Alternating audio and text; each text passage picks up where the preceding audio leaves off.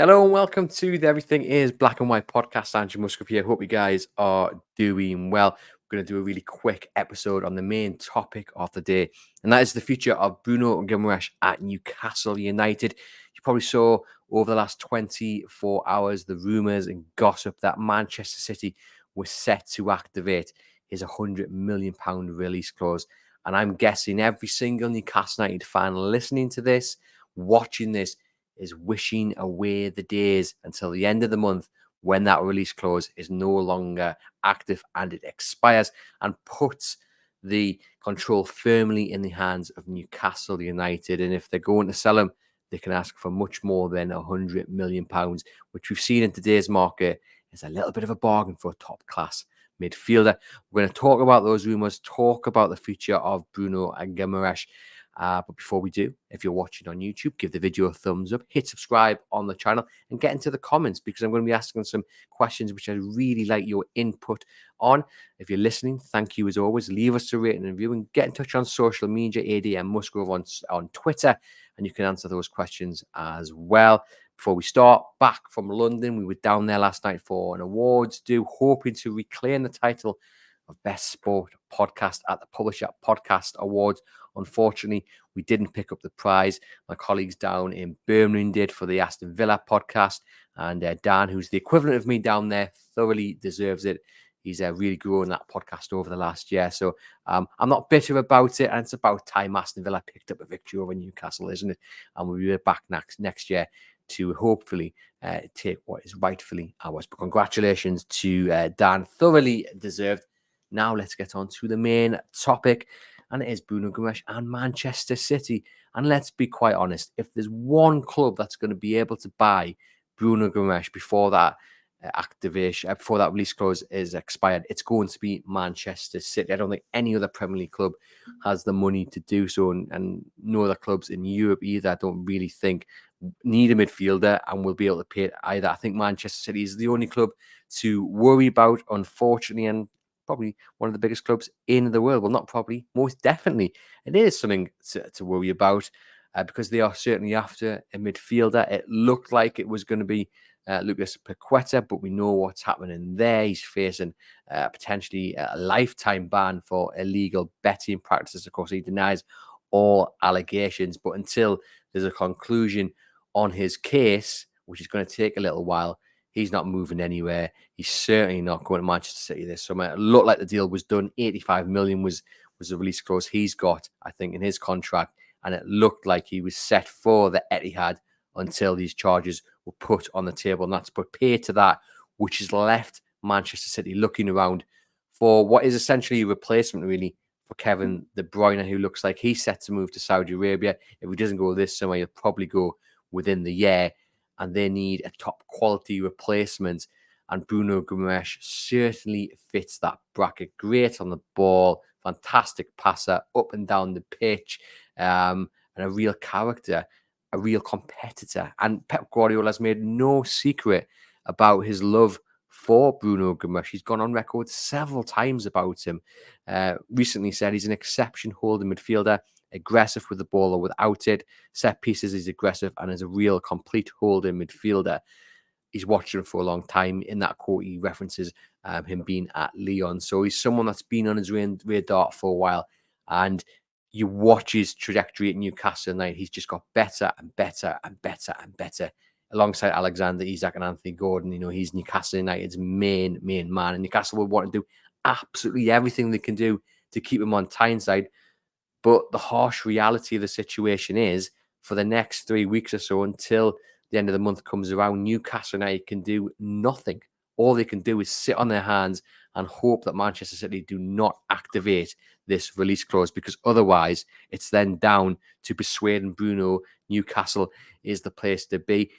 And, it's a much easier sell than it used to be because of what's happened with the ownership and the clear money being pumped into the club. But when you were offered the chance to join Manchester City, who are pretty much guaranteed titles every single season, that's what players are in the game for. And look, we know Bruno loves Newcastle United. He's gone on the record of late to say he's very happy here. He said, I don't know what's going to happen with the financial fair play, but I can say I'm happy at Newcastle United.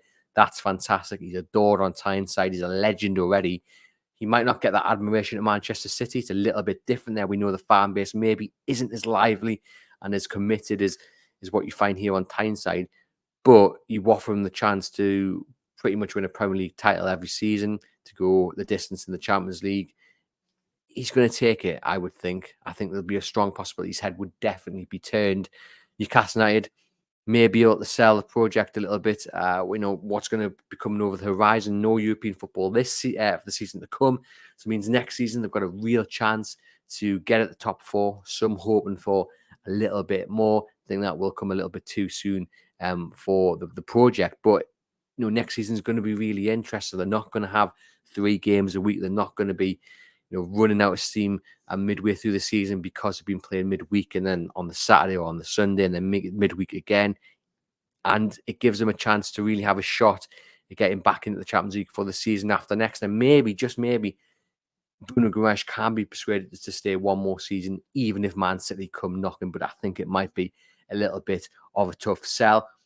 But one really positive aspect of all of this is he's not pushing to move. A lot of players, especially top players, who are at a club who aren't at the elite level of the game, when they've got this kind of release clause in their contract, a lot of them would be pushing to leave. A lot of them would be pushing to move.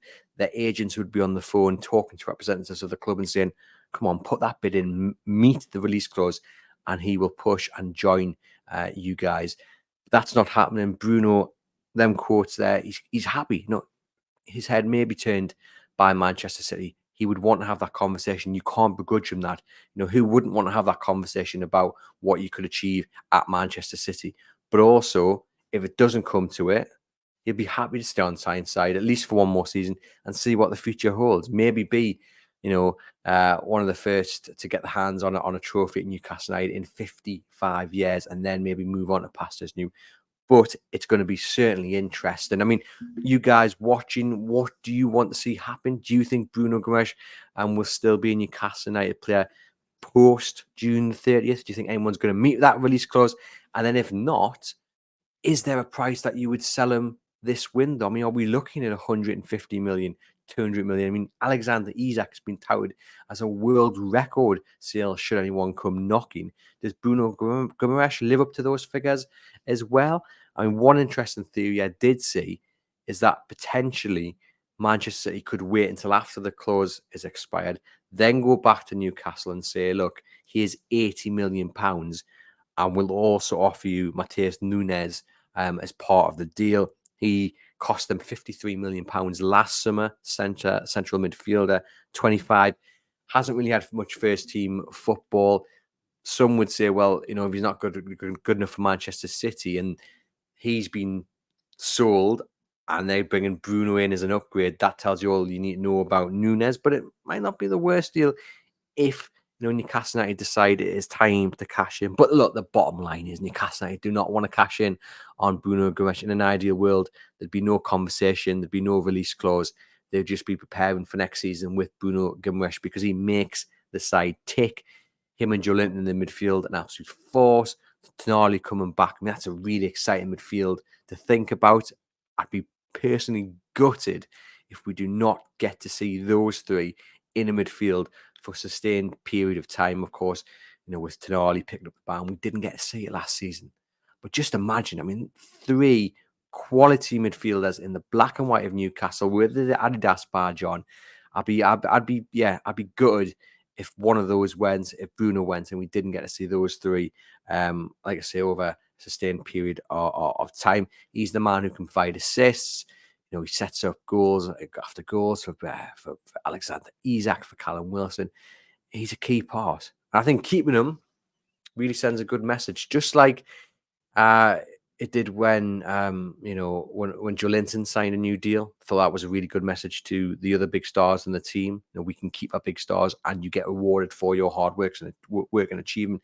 And I think keeping Bruno this summer is another really positive message, not just to those stars in the team, but also potential rivals. I also think Joelinton signing that new deal helps Newcastle's case quite a lot as well, because he's got his Bezimara stopping for a little bit longer, and also if it's good enough for Joe Linton, hopefully it's good enough for Bruno Guimaraes. He's been preparing for the Copa America. That's what Brazil have got coming up at the same time as the Euros. Played in a friendly earlier this week, 1-1 against the United States of America. Played 65 minutes. So he's not really getting too much of a break. Hopefully he comes back, though, nice and refreshed for pre-season.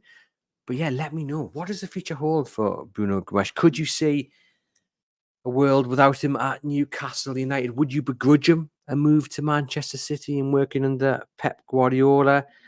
I would hope not. I think we've all got to be sensible and realistic. It would come with a hefty little pay rise as well. And there's not many of us who would turn down a pay rise and a chance to really succeed in our work life, which is what you'll get at Manchester City. And of course, in time, Newcastle United will hopefully be there. With the financial fair play, it's a little bit more difficult, and it'll take a little bit more time than we'd like. But in time, Newcastle will be up then. Not have to hopefully worry about selling the big stars. But here is the situation that has presented them. They do need to raise some funds. But they have got other players they can sell ahead who won't, of course, get as much money in the club, in the bank account as Bruno Guimaraes. But you can still sell the likes of Miguel Almiron, Callum Wilson, talk of Sean Longstaff, potentially heading to Leicester City, Kieran Trippier, another one. So there are players. Miguel Almiron is probably the most sellable asset. There are players that they can sell to help raise funds towards meeting the financial restrictions. Hopefully Bruno Guimaraes isn't the one sacrificed, because that would be a huge blow. And I think as well, not qualifying for Europe after beating Brentford, and we all expect the Manchester City to beat Manchester United in the FA Cup. I mentioned this a few weeks ago on the pod. It does seem a little bit gloomy. The kit launch has helped. That's boosted spirits. The fantastic light show down the quayside, that's boosted spirits. Lloyd Kelly signing tomorrow, which will be Friday. Hopefully it'll be confirmed. He was down in London having his medical. He'll arrive on a free transfer. That's boosted spirits, which is good. So things are feeling a little bit better than they did a few weeks ago. Of course, losing Tosin to Chelsea was a bit of a punch in the gut. Losing Bruno would just be devastating and wouldn't help the mood, I don't think, going into the new season. And as I say, at this point in time, Newcastle can do nothing about it.